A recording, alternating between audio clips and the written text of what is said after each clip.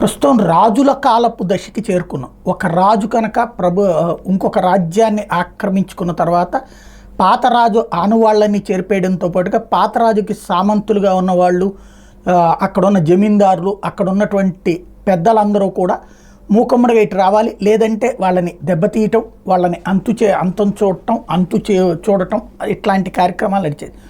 ఇప్పుడు డెమోక్రసీలో ఈ క్యాపిటలిజం అనకూడదు అనుకుంటుంది, పెట్టుబడిదారి తత్వం కాదు కదా, డెమోక్రసీలో రాచరికం వచ్చింది. ఇప్పుడు ప్రస్తుతం రాజులు మారినప్పుడల్లా, అంటే ఇప్పుడు రాజులు అంటే ముఖ్యమంత్రులు మారినప్పుడు, ప్రభుత్వం మారినప్పుడల్లా స్థానిక సంస్థలు, ప్రజలు ఒక పార్టీని ఎందుకు ఎన్నుకుంటారు? ఆ పార్టీలో చివరిదాకా ఉండమని చెప్పి, అది అధికారమైన ప్రతిపక్షమైన.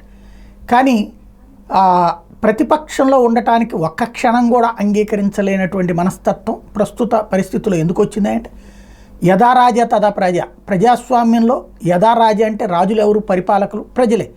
ప్రజల ఆలోచన ధోరణి ప్రకారం తాము అట్లా ఉన్నామని చెప్పి ఒక కథ నడుపుకునేటటువంటి ప్రయత్నంలో వీళ్ళందరూ చేస్తున్నారు. ఇప్పుడు తాజాగా స్థానిక సంస్థలది తెలంగాణలో చూసాం, హైదరాబాద్ మేయర్తో సహా వెళ్ళి అటు కాంగ్రెస్లో చేరడం. ఒకప్పుడు కాంగ్రెస్ వాళ్ళందరూ వచ్చి టీఆర్ఎస్ అలియాస్ బీఆర్ఎస్లో చేరితే ఇవాళ రోజున తెలుగుదేశం వాళ్ళందరూ, వైఎస్ఆర్ కాంగ్రెస్ పార్టీ వాళ్ళందరూ వచ్చి తెలుగుదేశంలో చేరుతూ ఉండడం. చిత్తూరులో నిన్న 21 మంది కార్పొరేటర్లు వచ్చి వైఎస్ఆర్ కాంగ్రెస్ పార్టీలో చేరితే, తాజాగా నందికొట్కూరు మున్సిపాలిటీలో 20 మంది కౌన్సిలర్లు, అది బైరెడ్డి సిద్ధార్థ రెడ్డి వరకు. ఇక్కడే విచిత్రం ఏంటంటే, తండ్రి తెలుగుదేశం తరపున, కొడుకు వైఎస్ఆర్ కాంగ్రెస్ పార్టీ తరపున, అది అక్కడ విచిత్రం.